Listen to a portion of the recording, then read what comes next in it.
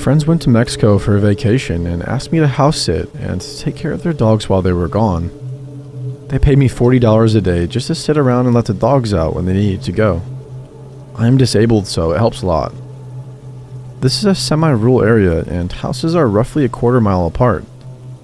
Police have to come from town 15 miles away, and response time can be well over an hour.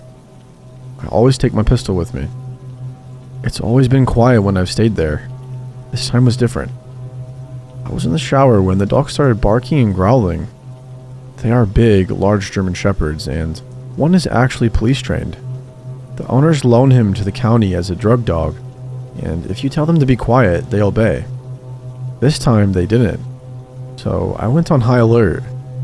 I shut off the water and looked out the window. I didn't see anything, but when I walked out of the bathroom, I saw a shadow go across the bedroom window. They have lights around the house that stay on all night. I whispered to the dogs to hush, and they did. That's when I heard a man's voice. I couldn't make out everything he was saying, but I distinctly heard two words. Come around. So, I am sure there was more than one person. I ran into the living room with my pistol and saw the door handle turn. I yelled out, I have a gun and I will use it. I heard feet run away. I was telling Siri to dial 911 and got the county sheriff fast. She said there were 2 cars on another call not far away, but it would take about 20 minutes for them to get there. That's better than the usual hour, but I was pretty shaken. I explained that I was on a farm and would have to go down to the road and unlock a cattle gate to let them in. And please tell the police officers that I would be carrying a pistol, and to please not shoot me by mistake, because I was not going outside the house without it. The dispatcher said, "Oh no, do not go out there without your gun. I will tell them." The one good thing about living in a red state, I guess. She asked if I could see the road, and I could, so she said to wait in the house until I saw blue lights. I hung up and called my friends in Mexico. Their camera footage can be downloaded via app, and they said they would go through it while I waited for the cops. I locked the house and went down to the gate when the police arrived. They searched the whole place, including the barn, but didn't find anyone. While they were looking, my friends texted me the camera footage. There was a man on the porch. Unfortunately, the cameras were not angled to get a shot of his face, and it was of course dark. I still think there was more than one creep, because of what he said. The police were very nice, and said they had passed a man on a bike on the way, which is strange for this area, especially at night. I went to look for him, but that's all they could do. They took a full report, but never caught the creep. My husband came and stayed with me the rest of their trip. One of their neighbors said he found a tent and some gear in the woods a few weeks before, so somebody was living back there. Maybe a homeless person from town. I have house sat again since then, and it was quiet. They are going away for Christmas, and I'll be there again. A lot of people ask me if I would have shot the creep had he broke in. Yes, absolutely. I would be sorry I had to hurt somebody, but if it's them or me, yeah.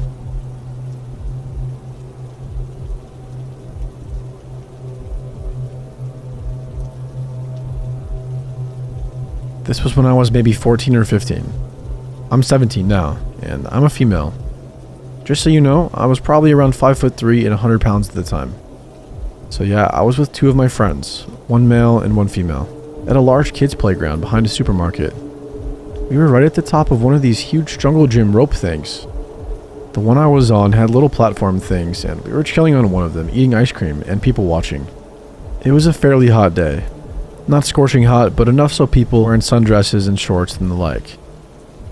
My friends are engaged in conversation, and I'm sort of scanning around, just watching and judging people. Right at the edge of the park, there's a bench, and on it, I see some guy sitting there. I don't know exactly why, but I just got some dodgy feeling from him. He didn't fit in. It was a hot day, and he was there all in black, like cargo trousers and a bomber jacket type thing. He had sort of olive skin, like maybe from Saudi Arabia, that kind of color.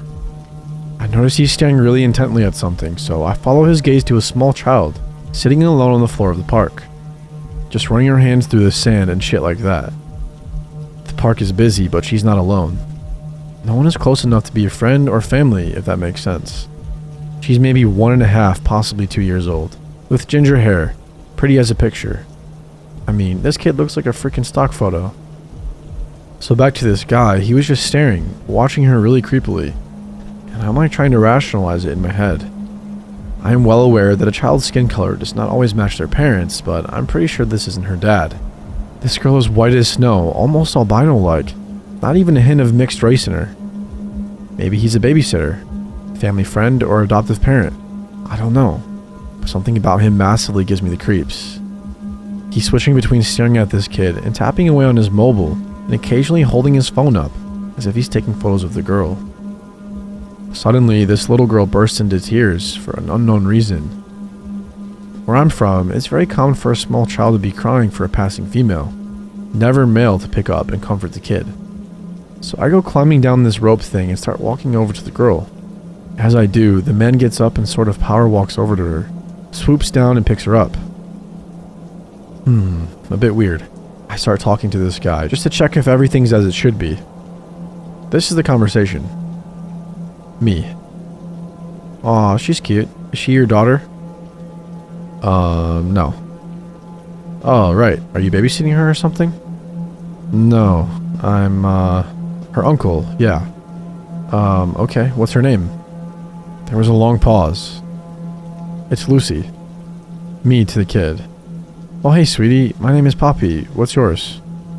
Okay, I never studied child talk, but I heard something along the lines of Eva. Whatever it wasn't even fucking close to Lucy. So something in my head is screaming to get the kid. As I'm talking to the girl, this guy is sort of looking around. Not like, oh, it's a beautiful day, look at the scenery. More like the look you do when you forgot where you parked your car, but shifty. He looks as if he's going to run. Shit's getting real right now. I'm thinking on my feet. So I wait till he's doing his little scenery scan and just go, oh look, she wants to cuddle. And grab her right out of his arms. I've got her sitting on my hip now and I'm clinging onto her like she's my oxygen. He realized what's happened and just turns and slowly walks away. Like if you're her uncle, you'd be fighting and screaming to get the kid back. And he just disappears.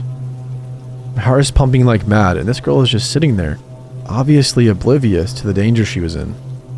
After standing for a minute or two, regaining my composure, I start circling the park, thinking someone will recognize her. As I'm walking, I'm going to her. Sweetie, where's your daddy? Is he here? Then this fairly old lady, maybe 65, comes over awing over her, and the girl outstretches her arms, so it's pretty clear that she knows who it is. Me. Is this your daughter? Oh gosh, no, this is my granddaughter. I hand her over and I'm like, by the way, what's her name? Thankfully, the woman goes, Ava. I'm breathing a sigh of relief by this point. I say something along the lines of, there was a guy with her over there saying he's her uncle. He's left now. Before turning and walking away, I had no idea what this lady was thinking when she heard that, but yeah.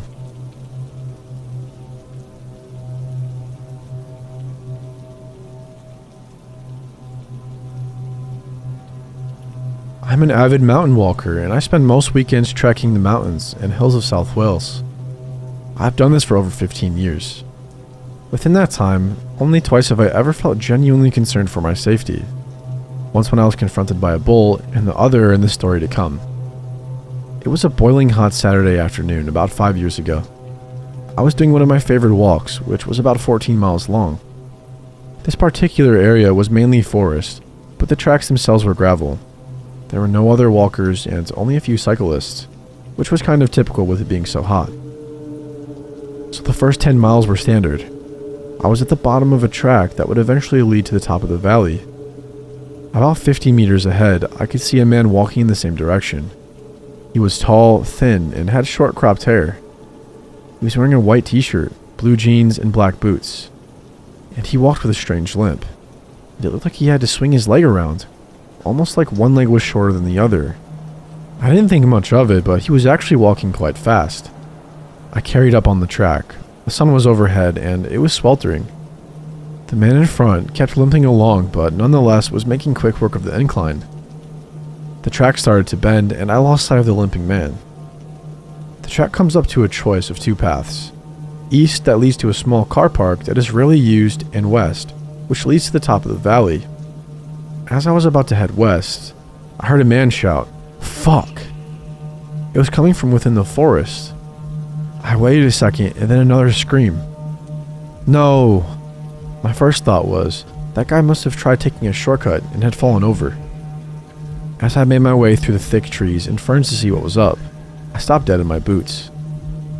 Up ahead through the trees, I could see the man. He was sitting down on a log with his head in his hands. He then screamed at the top of his lungs. Arr! He then bolted up and started punching a tree. His face was bright red and he was raging. He then picked up a stick and started to bash it against a tree. I was frozen. I couldn't actually process what the hell was going on. He just looked absolutely mad. He shouted, "I hate you," and started stomping his feet. I simply thought, I need to get out of here before he sees me. I quietly started to make my way back to the track, careful not to fall over or make any loud noises. That man was clearly a lunatic. I thought I would go the more rarely used east track, and then take a shortcut north, the ferns. This was probably the best way to avoid him. With every step, I became more confident and almost started to laugh about it. Maybe he wanted to let off a bit of steam and vent some anger. The middle of a forest seems like the perfect place, I suppose. After about 10 to 15 minutes, the ferns started to grow thick, and they were at chest level. It wasn't a problem because they are fairly easy to push through. As I looked back behind me, I could see the limping man about 25 meters away. He was maneuvering through the ferns toward me. He had a strange snarl on his face, and his head was bobbing up and down between the ferns. I couldn't believe what was happening. He must have seen me. There was no other explanation. I was only a mile away from a main road, so I started to speed up and walk a bit faster. I occasionally looked behind me and could see I was getting further and further away. I started to relax, thinking it's over. I still don't know what to make of the situation, but the fact that he followed me through the ferns was the most disturbing thing. I've done that same walk over a dozen times since, and haven't seen him since.